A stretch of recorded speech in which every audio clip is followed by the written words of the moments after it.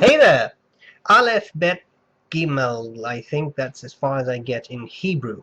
And recently, um, Marlen from Italy launched a pen in collaboration with an Italian fountain pen forum. And it's called the Aleph, the first letter in the Hebrew alphabet. And um, I was very fascinated by that pen because it was marketed as having a flex nib.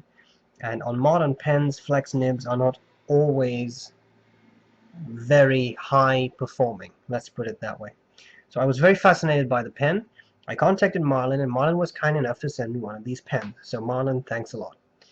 I'm going to review the pen, and just for you people who are wondering about this, because I do get questions about it occasionally, the fact that I get a pen from a manufacturer does not magically make my objectivity disappear. So don't worry too much about this. This pen has received exactly the same treatment as any other pen I review.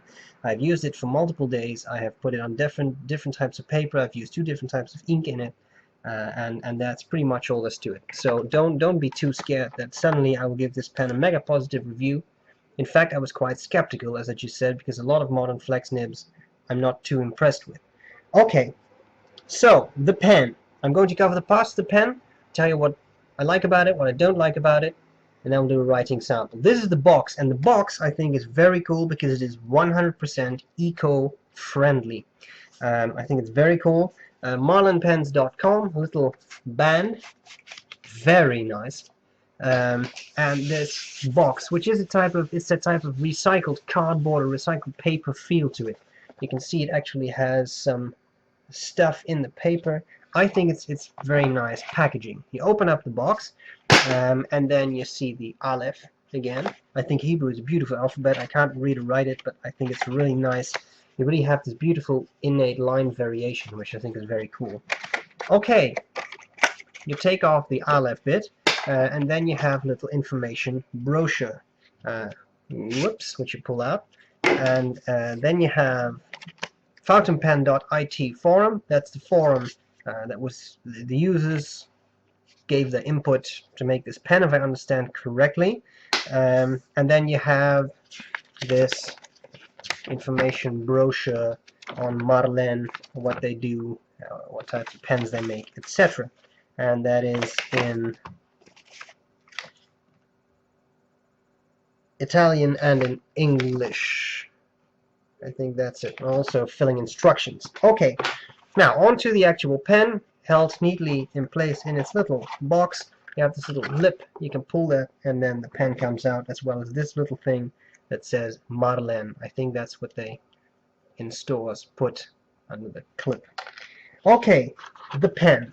Is there anything under the whole thing? No. And I've just torn the paper. In any case, the pen. I'm going to cover the parts of the pen. Let's start on top. On top of the pen is the Marlen logo on the finial, which is a sort of stylized nib. I like it. Then we have this cap. You see the marbling of the material, which is quite nice. And here we have the very reflective clip. Then on the back of the cap, it says that this is number, I think, 201 of the Aleph collection. I believe it was a limited edition, but I'm not entirely sure. Please don't quote me on that. And then you have 3 center bands. Then you have the barrel. The barrel, again, is that black with this sort of smoke gray marbling, which I think is very cool. It really is nice. It's not the deepest marbling I've ever seen, but it definitely has this nice sort of reflective quality that changes with the light. So I think that's very cool. The clip is nice. It's quite tight, but it's definitely usable. The cap unscrews, and you can post the pen, and then it turns into a pretty big pen. And the whole thing is not exactly small, by the way. It's a pretty big pen. We have the section. You can see these threads. They go down to the section. And for me, it's always bonus points when the section is the same material as the barrel. And it is in this case. Then you have the nib, to which I'll come back in a second. But first, I would like to tell you about the section. The threads, these threads are a little bit sharp, but the section is big enough for me to hold comfortably. And because it flares out a bit at the end, it's a very pleasant section to hold, and for me also the right thickness, the right girth. Okay, a special nib. This nib has the Aleph. I think it's laser engraved on there, and I think below that it says Aleph. Oh no, sorry, below that it says Marlen. It's a little hard to see in my video feed here, guys, sorry. The nib is steel. It has a heart-shaped breather hole, and it has these side cutouts to give it flex. And one thing I really like is something you can sort of see here. The feed is see-through. It is transparent, which means you can see the ink in there. Right now a deep purple ink, it's Montblanc lavender, but as you can see, if you look through the breather hole, you can see through the feed, which for some reason turns me on immensely. Well, not really, but I do really like the, sorry, I do really like that you can see it, because it also gives you an idea of how well the feed is primed while you are writing, and especially because the nib flexes. I think that's a very, very cool feature. Okay, final thing I need to show you is the filling mechanism. The pen was marketed as being a piston filler, and it has an actual old-fashioned blind cap that you remove completely. Then you have that turning knob. Now, a lot of pens I've seen recently that are marketed as being piston fillers actually are pens with a built-in converter. Now, you could say, well, a converter is a piston too, but of course, if you use a converter in the pen, that does not utilize the whole barrel as an ink reservoir, only the converter, which typically holds a bit less ink. I have disassembled this pen, I have removed the nib and feed, I have shown a bright flashlight inside, and to the best of my knowledge, this is an actual piston. So it is not a cartridge converter that's built in, it is actually a piston. So that's quite cool. Okay, now, having said all of this, I've shown you the pen. What do I like about it? What do I not like about it? There are a couple of things I really like about it. First of all, there is the looks of the pen. I think it looks cool. I like the size. It's definitely not a small pen. Here you have a Faber-Castell Emotion, not a small pen itself. Quite nice, but whoops. I think it's a very nice size, weight, and balance.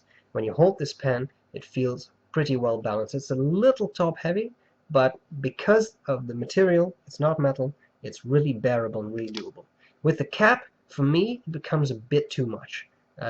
But that's a bit of personal preference, I'm sure. Of course, what you guys are really interested in is, what about the nib? Does it flex as advertised?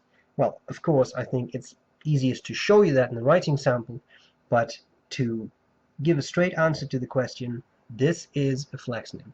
It goes, in my tests, from fine to broad, and that's all there's to it. You don't even have to push down ridiculously hard to get that effect, and yet you don't have to, it's not so light that when you write normally you continuously go from fine to broad, so it's a nice mixture. The one thing I will say is that's something I don't like so much.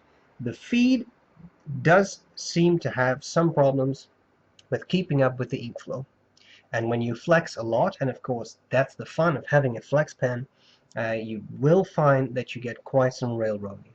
That also depends on the ink and on the paper you're using. Paper that sucks up the ink can infer railroading, because can cause railroading because it just sucks up the ink, it dries out the feed quickly. Very smooth paper, in my experience, also railroads, so you need to find something in between that, which is not always easy.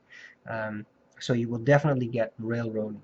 However, it is not railroading every letter. You can definitely write a few characters before you actually get the railroading, and it's mainly a problem for the really, really pushing the pen hard, ultra flex in the very broad range. So if you flex just a little bit for line variation, I don't think it's going to railroad a lot on you.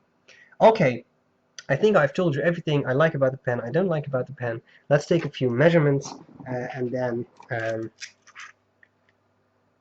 we do the writing sample that I'm sure you're much more interested in than my inane blabbering. It's a 145 millimeters capped, which is definitely fairly big, I would say. Uncapped, it's 135 millimeters, which is also not that small. The section diameter at the narrowest point, right below that flare out, is 10 millimeters, and at the widest point it's 12 millimeters. So probably not a pen for those who have smaller hands or like a very thin pen. Okay, as to the weight, inked up, the pen weighs 30 grams. Nice round amount. I think I've told you everything I need to tell you, except that Marlen also gave me a bottle of ink. It's a pretty nice sepia ink, and I have tried it in the pen. It was nice, but now I have another ink in there. So Marlen, thanks for the ink, thanks for the pen. Guys, I think it's time we do a writing sample. That's what we're going to do next. I hope this was useful, and I'll gladly see you later. Bye bye. Okay, the Marlen Aleph. Look at the marbling. I'm going to use this unposted, and what we have here is the Marlen Aleph, and the ink is Mont Blanc lavender purple. So let's see what this can do. Just for the record, I am right now using this pen without any pressure. So if you don't use any pressure, this is the line you get, which I would say is a fine. That's a fine platinum desk pen. Now, if we are going to do some fast writing,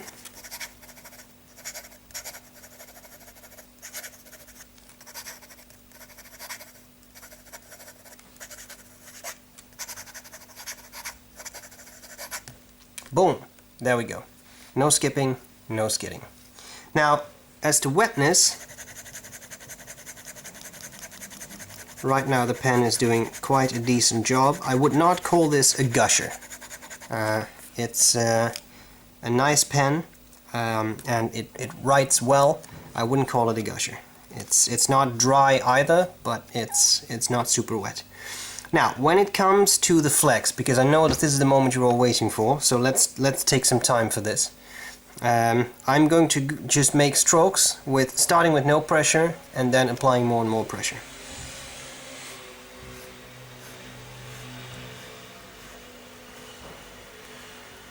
I have to slow down a bit to stop the railroading, because of course I'm flexing to the max here. This is as far as I'm willing to go. I think if I go beyond that, I may do damage to the nib. You see there's a bit of railroading. I think that's almost inevitable at that speed, but this is no pressure, right? So I would say that this nib goes from a fine to a broad. And the fact that it railroads, yeah, it is what it is. Prime the feed well, and I think you can typically get away with some more flexing. Don't forget also that this is very smooth paper, which I think induces a bit of railroading as well. Either paper that is fairly coarse and sucks up the ink will induce railroading, and this will do that too. And notice how much ink this is, because this is Clairefontaine paper, and you can see feathering right there. So that's a lot of ink. Okay, now as to flex writing, because I mean this is really pushing the pen to the max. If I were to do some flex writing, and I know perfectly well that I am not an expert at that,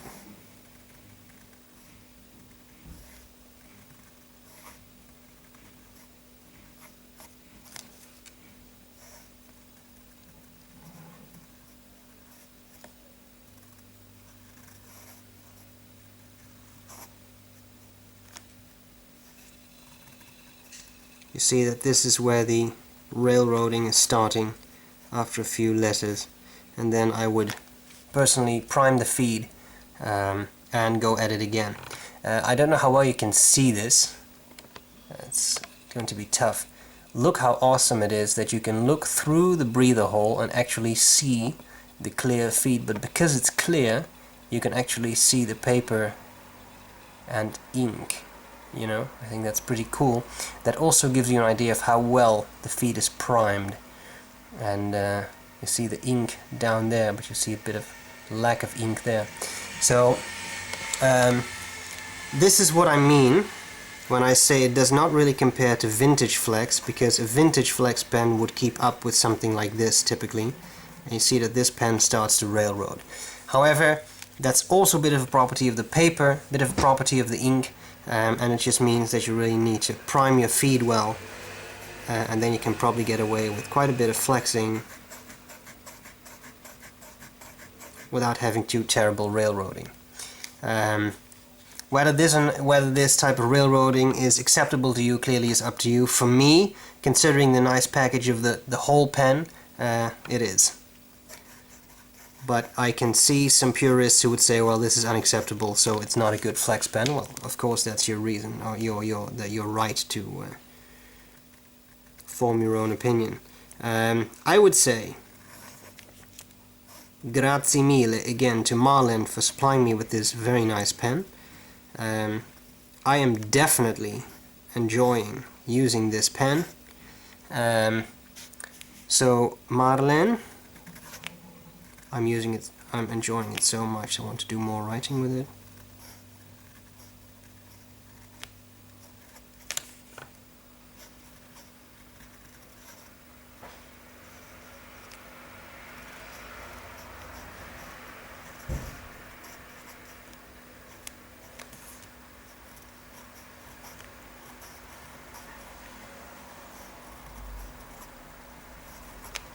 Grazie mille. Guys, I hope this was useful. I hope this is a pen that you may want to check out. That's all there's to it. I'll gladly see you later. Bye bye.